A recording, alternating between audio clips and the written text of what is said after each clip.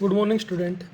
आज जो हमारा लेसन है वो आपका पॉलिटिकल का या राजनीतिक विज्ञान का तीसरा लेसन है। लेसन का क्या आपका लेसन का नाम है सरकार क्या है। अगर हम वैसे बात करें भी सरकार क्या है, सरकार एक शासी निकाय का ऐसा समूह है जो निर्णय लेता है और अपने नागरिकों के लिए कल्याण के कार्य करता है।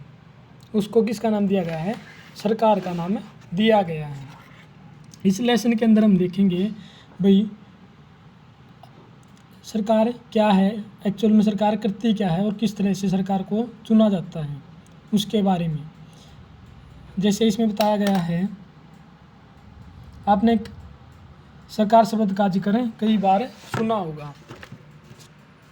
इस पाठ में हम यह पढ़ेंगे कि सरकार क्या है और इसका हमारे जीवन में किस प्रकार से हमारे जीवन के अंदर प्रभाव डालती है, सरकार क्या कार्य करती है और जो निर्णय लेती है वो किस प्रकार से लेती है। अलग अलग देशों में अलग अलग सरकारें होती हैं। कुछ देश आपके ऐसे जो लोकतंत्र हैं, लोकतंत्र के अंदर लोगों के द्वारा चुनी हुई सरकार होती है। और आज जैसे आपका राजतंत्र है जिसमें राजा का बेटा राजा एक के बाद उसी की वंशज आपके उस राज को चलाते हैं। लोकतांत्रिक सरकार और राजतंत्रीय सरकार में क्या अंतर है ये हम इसमें देखेंगे। जैसे आपको दिखाया गया है, सरकार से कामगारों के अधिकारों रक्षा की मांग, सरकार ने इतने गांव को घोषित किया जो सूखे से प्रभावित हैं। सर्वोच्च न्यायालय के लिए 5 और न्यायाधीश, ये सब क्या आपके सरकार के अंग हैं। उस आगे क्या कहता है देखो, हर एक देश में विभिन्न निर्णय लेने और काम करने के लिए सरकार की जरूरत होती है। ये निर्णय आपके कई विषयों से संबंधित या कई चीज़ों से भी रिलेटेड हो सकते हैं। इसमें जैसे आपका दे रखा भी सड़कें, स्कूल कहाँ बनाए जाएं, बहुत ज़्यादा महंगी हो जाने पर किसी चीज़ के दाम को कैसे घटाया जा सकता है अथवा बिजली की आपूर्ति को कैसे बढ़ाया जाए। सरकार कई सामाजिक मुद्दों पर भी कार्रवाई करती है। उदाहरण के लिए सरकार गरीबों को मदद करने के अलावा कई कार्यक्रम भी चलाती है। इनके अलावा अन्य महत्वपूर्ण काम भी करती है जैसे डाक और रेल सेवाएं चलाना। इसके अंदर क्या देखो, जैसे हमें गांव के अंदर जो आपके सरकारी कोटे हैं वहाँ से जो आपके SC ST के अंदर जो व्यक्ति आते हैं उनको वहाँ पर मुफ्त राशन सरकार की तरफ से दिया जाता है। या अब हम करंट में देखें, जो कोरोना काल के दौरान बहुत ज़्यादा जनता इससे प्रभावित हुई थी और फिर भी सरकार ने जो अनाज देने का क्रम था वो 5 से बढ़ाकर 10 किलो भी कर दिया था। प्रत्येक देश की सरकार वो अपने नागरिकों को अच्छी सुविधाएं देना चाहती है, लेकिन वो दे पाती या नहीं दे पाती हो उसकी केस स्टडी के बाद ही हमें वहाँ पर पता चलता है।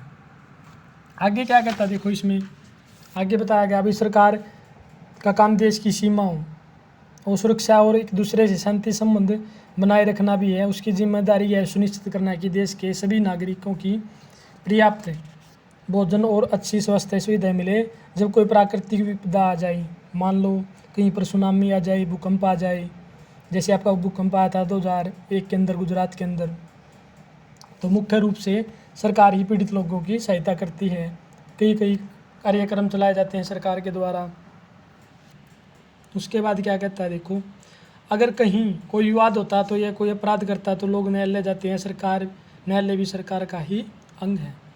यानी कि मान लो जैसे आपके डिस्ट्रिक्ट स्तर पर, जिला स्तर पर अदालत है, फिर राज्य स्तर पर अदालत है और फिर आपका सुप्रीम कोर्ट है। मान लो हमें जिला स्तर की अदालत पर न्याय नहीं मिलता तो हम हाई कोर्ट में राज्य न्यायालय के अंदर जा सकते हैं। वहाँ भी नहीं मिलता तो हम हाई कोर्ट या उच्च न्यायालय, सुप्रीम कोर्ट के अंदर, उच्चतम न्यायालय के अंदर वहाँ पर जा सकते हैं और अपनी शिकायतें दर्ज करवा सकते हैं। शायद आपको जानकर अचरज भी हो रहा होगा कि सरकार इतना सब कुछ कैसे करती है, इसके लिए पैसा कहाँ से आता है, किस तरह से वो अपना कार्य को आगे बढ़ाती है। जब लोग इकट्ठे रहते हैं और काम करते हैं तो कुछ हद तक एक व्यवस्था की ज़रूरत होती है जिसे आवश्यक निर्णय लिए जा सकें। कुछ नियमों की ज़रूरत होती है जो सब पर लागू हों।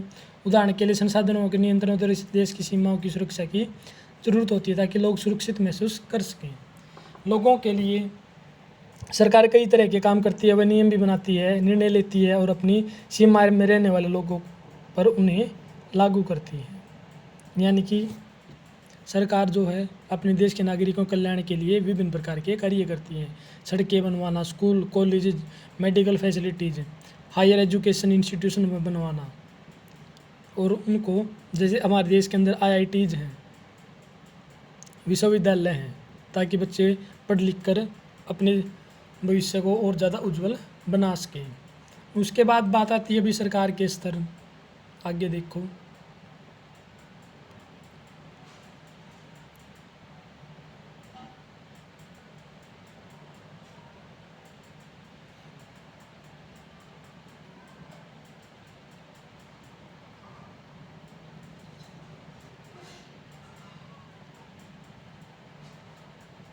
सरकार के स्तर है भी, सरकार आपकी क्या है, सरकार के स्तर क्या है। देखो ऐसा तो है नहीं कोई एक ही सरकार पूरे देश के अंदर उस चीज़ को कंट्रोल कर सके, क्योंकि देश क्या आपका राज्यों के अंदर बटे हैं, और राज्य किसके अंदर बटे हैं, आपके डिस्ट्रिक्ट या जिला के अंदर बटे हैं, और जिला किसके अंदर बटे हैं, आपके गांव के अंदर बटे हुए हैं। इस तरीके से आपको पता चलता है कि सरकार कितनी सारी अलग अलग चीज़ों के लिए जिम्मेदार है। तो क्या आप सोच सकते हैं कि सरकार ये सारे इंतजाम कैसे करेगी। असल में सरकार के कितने लेवल बताए गए आपको यहाँ पर, 3, एक तो स्थानीय स्तर पर, एक राज्य के स्तर पर, और एक राष्ट्रीय स्तर पर।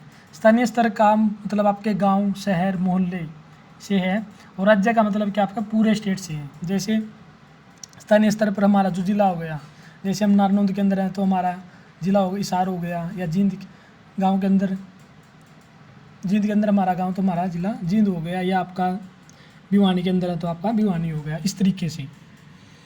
और स्टेट का मतलब जो पूरे राज्य के उसमें, जैसे जो डिस्ट्रिक्ट जिला स्तर का जो देखभाल करता है उसकी पूरे सिस्टम की, जैसे डिस्ट्रिक्ट कलेक्टर हो गया, राज्य के स्तर पर आपका स्टेट सरकार हो गई, आपका मुख्यमंत्री हो गया, और नेशनल लेवल पर आपका राष्ट्रीय स्तर पर आपका प्रधानमंत्री हो गया।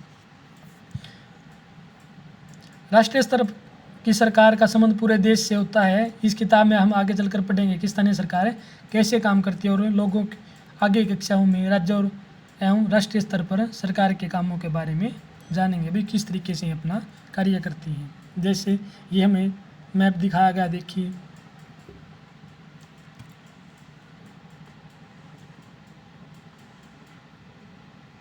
आपका केंद्र शासित प्रदेश हैं उनके अलग बनाए हुए हैं। जैसे राज्य के अंदर आपका मुख्यमंत्री है, मुख्यमंत्री के भी ऊपर देख रेख के लिए आपका गवर्नर है या राज्यपाल है, वही उसकी रिपोर्ट सरकार के पास से पहुंचाता है ऊपर नेशनल लेवल पर, हर एक राज्य के अंदर ये है। इसके बाद आगे नेक्स्ट पार्ट में पढ़ेंगे वीडियो के।